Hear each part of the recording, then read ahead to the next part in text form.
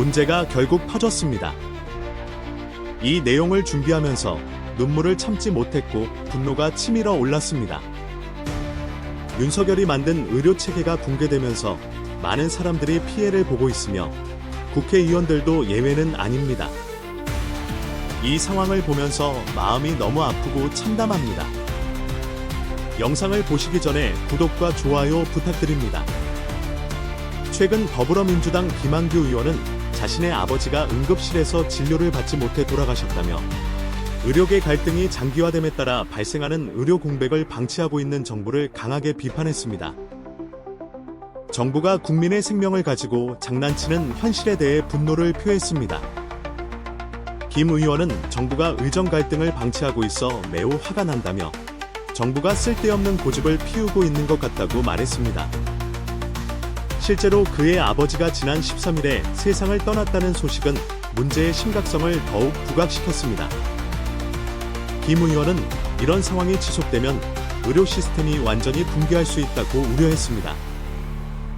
김종인 전 국민의힘 비상대책위원장도 지난 20일 라디오 인터뷰에서 자신이 새벽에 넘어져 이마에 큰 부상을 입었을 때 22곳의 응급실에서 거절당한 경험을 공유하며 이 문제가 이미 심각하게 번졌음을 방증했습니다. 김 전 위원장은 의과대학 정원 증원 문제로 인해 의료 대란이 발생할 수 있으며 이는 우리나라의 의료체제에 큰 손상을 줄 수 있다고 경고했습니다. 이 문제는 단순히 정권의 문제가 아니라 국민들의 생명이 걸린 문제입니다. 대통령은 과연 무엇을 생각하고 있을까요? 어제 국정 브리핑에서 한 발언들을 보면 본인은 책임이 없다는 태도를 고수하고 있습니다. 윤 대통령은 29일 최상병 순직 사건 외압 의혹과 관련해 국회에서 진행된 청문회를 언급하며 외압의 실체가 없다고 주장하고 있습니다. 윤 대통령은 최근 용산 대통령실에서 열린 국정 브리핑에서 논란이 되는 발언을 했습니다. 그는 경찰이 매우 철저하게 장기간 수사를 진행했고 그 결과를 마치 책을 쓰듯이 발표했다고 강조했습니다. 이는 임성근 전 해병대 1사 단장에게 외압의 책임을 묻지 않은 경찰 수사 결과에 대해 윤 대통령이 지지를 표명한 것입니다. 윤 대통령은 언론이나 많은 국민들이 이 수사 결과에 대해 특별히 반박하기 어렵다고 본다고 했습니다. 하지만 만약 병사 사망 사건의 원인과 책임을 제대로 규명하지 않는다면 강군을 어떻게 만들 수 있겠습니까? 윤 대통령은 조사가 군에만 맡겨지지 않고 이미 민간 수사기관과 재판기관에서 이루어지고 있다며 이 절차가 매우 엄정하게 진행되고 있다고 믿고 있습니다. 놀랍게도 청문회에서는 답변들이 마치 짜고 친 것처럼 매우 어리석게 보였습니다. 이것은 윤 대통령이 특검 요청을 거부하는 이유가 무엇인지 의문을 제기합니다. 혹시 진실이 드러나는 것이 두려운 것일까요? 그는 이전의 수사가 불충분하다면 특검을 제안하겠다고 말한 바 있습니다. 일부 국회의 지도자들, 특히 더불어민주당 이재명 대표가 문제 해결을 위해 삼정회동을 제안했음에도 불구하고 윤 대통령은 소극적인 태도를 보이고 있습니다. 만약 그가 정말로 숨길 것이 없다면 왜 대화를 통해 문제를 해결하려 하지 않을까요? 혹시 그가 자신의 입장에 대해 자신이 없는 것은 아닐까요? 이러한 질문들은 의혹을 더욱 증폭시키며 앞으로 정치적 갈등이 더욱 심화될 가능성이 높아 보입니다. 윤 대통령은 용산 대통령실에서 열린 기자회견에서 논란이 될 만한 발언을 했습니다. 그는 이 문제를 해결하기 위해 참모들과 많이 논의했다고 밝혔습니다. 그러나 그는 또한 국회가 먼저 정상적으로 기능해야 하고 본연의 일을 해야 한다고 강조했습니다. 문제 해결에 선뜻 나서지 않는 모습은 상당히 치졸해 보입니다. 윤 대통령은 인사청문회에서의 다양한 청문 과정을 지켜보면서 지금의 국회가 자신이 이전에 보아왔던 국회와 너무 다르다고 불편한 기색을 내비쳤습니다. 윤 대통령은 현재의 국회 환경이 자신이 국회를 이렇게 만들었다는 생각을 하지 않고 있으며 여소야대 환경에 대해 아쉬움을 나타냈습니다. 그는 내각 개편이나 국정 전환 계획에 대해서는 선을 그었습니다.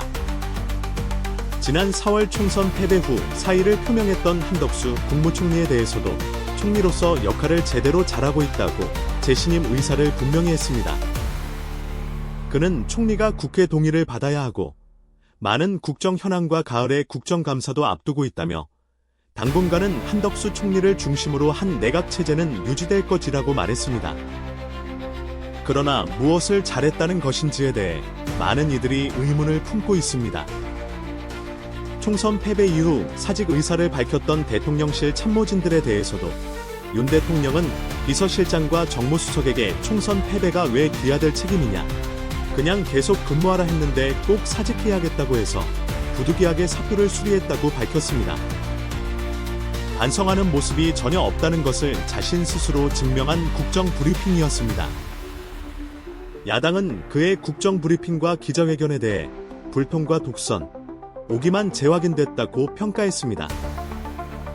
이는 예상된 반응이었으며 예상할 수밖에 없는 국정 브리핑이었습니다. 윤 대통령이 밝힌 4대 개혁 방향에 대해서도 말만 번지르르 하고 무엇을 하겠다는 것인지 알 수 없다고 비판했습니다. 이제 의료 시스템에 더해 국민연금, 교육, 노동까지 모두 망가뜨리려는 것인가라는 평이 쏟아졌습니다. 어떻게 이런 사람이 대통령이 되었고 이런 사람을 대통령으로 만들겠다고 결심한 국민들은 도대체 무엇을 생각했던 것인지 궁금할 따름입니다. 더불어민주당 조승래 수석대변인은 국회 소통관 브리핑에서 갈수록 심각해지는 의료 대란으로 인한 국민 불안과 고통에 대해서는 한마디 사과도 없이 일방통행식 국정 브리핑과 기자회견이 진행됐다며 국민 누구도 납득하지 못할 자화자찬으로 가득했다고 비판했습니다. 그는 윤 대통령이 밝힌 4대 개혁 방향에 대해서도 너무 추상적이라 개혁의 내용을 제대로 밝히지 못했다며 자료집 두께만 내세우는 모습이 안타깝다고 했습니다. 연금 개혁과 관련해서는 국민이 바라는 소득보장 강화 방안은 찾을 수 없었다고 말하며 결국 대통령이 말하는 개혁이란 국민의 일방적 희생만 강요하는 것이 아닌지 의심된다 고 지적했습니다. 조 수석대변인은 순직 해병 수사 의혹과 김건희 여사 사건 관련 윤 대통령의 답변에 대해 국민적 의혹에 대해 한마디 해명도 내놓지 못하는 대통령의 궁색한 모습에서 특검 필요성만 다시 확인됐다 고 말했습니다. 더불어민주당 이재명 대표의 영수회담 제안에 대해 윤 대통령이 국회가 정상적으로 기능해야 한다며 사실상 거부한 것과 관련해서도 대통령에게 무엇을 기대할 수 있는지 암담하다 고 했습니다. 조국 혁신당 김보엽 수석대변인은 윤 대통령의 국정 브리핑과 기자회견에 대해 전형적인 전파 낭비라고 강하게 비판했습니다. 그는 이미 시작된 의료 대란으로 인해 국민들이 불안과 초조, 화병에 시달리고 있는데도 불구하고 윤 대통령은 혼자만 딴 세상에 사는 듯하다고 지적했습니다. 김 수석대변인은 성과를 찾아보려 해도 아무것도 없는데 윤 대통령은 국정을 잘했다고 자랑만 늘어놓고 있다고 주장했습니다. 심지어 김 수석대변인은 윤 대통령에게 차라리 그냥 술이나 드시라고 조롱하기도 했습니다.